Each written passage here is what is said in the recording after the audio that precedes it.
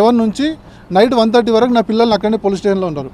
2.5 years పాప ఒకరు, 3.5 years పాప ఒకరు. అంత ఆడపిల్లలు మోషన్ వేరు, వాళ్ళు ఏం తినలేదు. ఆ డైపర్ చేంజ్ చేసే ఛాన్స్ కూడా మా వైఫ్కి లేకుండా ఉంది.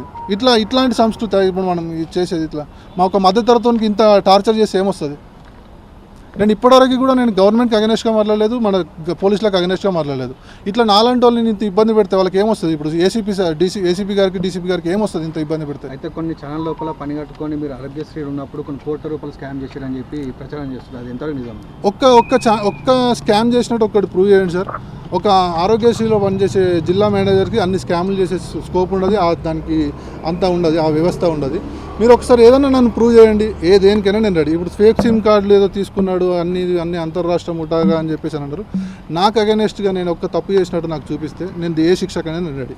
ఒక మధ్యతరగతి కుటుంబం నుంచి వచ్చిన వ్యక్తిని సార్. నాకు ఇంతకుముందు వరకు పోలీస్ స్టేషన్ పోయిన దాఖలాలు కూడా నాకు లేవు. నేర చరిత్ర అనేది మాకు లేదు. కొంతమంది మీరు హరీష్ రావుకి కొన్ని విషయాల్లో మీరు బినామీగా ఉన్నారని కూడా అంటున్నారు. దానికి తీసుకోండి సార్, మరి ఎంత ఉంటే అంత తీసుకోండి. మన వెనకాల అంత చేస్తాను సార్. నేను డీజీపీ సార్కి కన్ఫామ్గా నాకు వీళ్ళిద్దరితో, ఎవరు డీసీపీ సార్తో, ఏసీపీ సార్తో, చక్రధర్ గౌడ్తో నాకు ప్రాణహాని ఉంటుంది సార్. కన్ఫామ్గా నన్ను హెరాస్ చేస్తారు. కన్ఫామ్గా నేను డీజీపీ సార్ దగ్గరికి వెళ్తాను, హ్యూమన్ రైట్స్కి వెళ్తాను. నేను ముందే చెప్పాను, నన్ను ఎప్పుడు సార్ మా అమ్మని మా నాన్నని తిట్టారు సార్. మా ఫాదర్ చనిపోయారు. నేను ఇప్పటివరకు కూడా నేను ఎప్పుడు కంప్లైంట్ చేయాలనుకోలేదు. మా ఫాదర్ చనిపోయిన వ్యక్తి గురించి సార్ కొంచెం ఇష్టం వచ్చినట్టు మాట్లాడారు. మా అమ్మను ఇక నేను చెప్పలేని వర్డ్లో మా అమ్మ అని చెప్పి తిట్టారు. అట్లా తిట్టినప్పుడే నేను ఫిక్స్ అయ్యాను సార్. లేకపోతే నేను అఫిడవిట్ కోర్టు నుంచి, జైలు నుంచి ఇవ్వాలనుకోలేదు. వాళ్ళు అట్లా అన్నారు కాబట్టి నేను ఇవ్వాల్సి వచ్చింది. అంత ర్యాష్గా నన్ను ట్రీట్ చేయాల్సిన అవసరం లేదు. నన్ను ఏదైనా ఎంక్వైరీ గురించి అంటే నేను వాళ్ళకి సపోర్ట్ చేసిన, వాళ్ళు అడిగిన ప్రతి క్వశ్చన్కి నేను ఆన్సర్ చేసిన. వాళ్ళకి అగెనెస్ట్ స్టేట్మెంట్ ఇవ్వాలంటే నాకేం అవసరం? నేను ఎందుకు ఇస్తాను? జరగని విషయం ఎట్లా ఇస్తాం? నేను కావాలంటే నా ఫోన్ ఇచ్చాను, నా కాల్ డేటా చెక్ చేసుకోమని చెప్పాను. నన్ను లై డిటెక్టర్ అనే ఆప్షన్ ఉంటుంది, అట్లా కూడా యూజ్ చేసుకోండి అని చెప్పాను. ఇంకా అంతకంటే ఏం చేస్తాం సార్? అంటే ఫ్యామిలీ మెంబర్స్ని కూడా తర్వాత సార్ ఫ్యామిలీ మెంబర్స్ తిప్పారు సార్. మా అమ్మని మా నాన్నని అయితే తిట్టారు సార్. నేను ఆ విషయంలో అట్టాను. మా ఫాదర్ చనిపోయారు కాబట్టి ఆయన గురించి ఎందుకు మాట్లాడుతున్నారు అని చెప్పేసి నేను గట్టిగా మాట్లాడితే నన్ను ఈరోజు నైట్ వరకు నీ లైఫ్ ఎట్లుంటుందో చూపిస్తాలే అని చెప్పేసి చెప్పి మరీ చేశారు సార్. కొట్టడం ఏమైనా చేశారా? లేదు సార్, కొట్టడం ఏం లేదు సార్.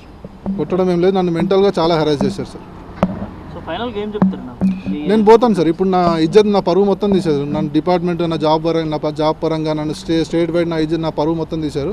ఫర్దర్గా ఎట్లాంటి విషయానికైనా నాకు మాత్రం న్యాయం జరగాలి. నేను కన్ఫామ్గా డీజీపీ సార్ని కలుస్తాను సార్. డీజీపీ సార్కి కంప్లైంట్ చేస్తాను. గవర్నమెంట్లో ఉన్న పోలీస్ వ్యవస్థ మీద నాకు నమ్మకం ఉంది మేడం. పోలీస్ వ్యవస్థ మీద నాకు నమ్మకం. మా ఇంటికి సార్, నేను ఒక టెర్రరిస్ట్నా సార్. మా ఇంటికి 14th రోజు అని చెప్పేసి అంతకుముందు నుంచి వాళ్ళు పిలిచిన ప్రతిసారి నేను వెళ్ళాను. మా ఇంటికి నోటీస్ చేశారంట సార్. అది ఎంతవరకు కరెక్ట్ సార్? ఒక టెర్రరిస్ట్ అని ఏమన్నా లేకపోతే దొంగగా పారిపోయి ఏమైనా చేసిన నేరాలు ఉన్నాయి నాకు? Rented house sir. Rented house కింద సివిల్లో పోలీసులను పెట్టి నా పరువు తీస్తే ఏమొస్తుంది సార్? నేను ఏం చేసిన? ఎంత పెద్ద స్కామ్లు ఏం చేసినా? మరి నా బ్యాంక్ బ్యాలెన్స్ చూసుకోండి, నా అన్ని స్టేట్మెంట్లు ఇచ్చినా, నా మొబైల్స్ ఇచ్చినా, అన్ని ఇచ్చినా చెక్ చేసుకోమన్నాడు సార్.